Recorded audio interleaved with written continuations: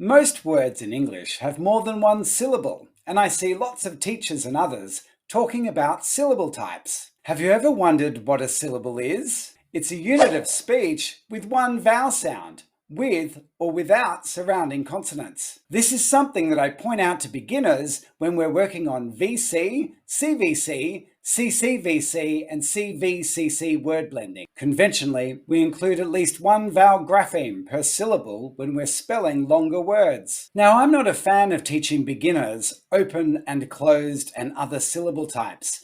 There are simply too many exceptions to make it worth the teaching time. But we can help beginners learn to read long words by teaching them to spot the vowels. One thing that's helped my students is the vowel consonant break strategy that I learned from Toe by Toe. Look for the first vowel and then break after the next consonant. Then repeat the process all the way to the end of the word. I introduced this practice by deliberately stacking the deck by choosing high-frequency words where this strategy works well. Of course, vowel spotting is not the only strategy that I use when teaching beginners how to read long words. I'm going to talk about morphology in a later video. But even before I teach the extended code, I want beginners to have at least one strategy to tackle long words. We don't want them to guess from the first letter, syllable, or vague word shape.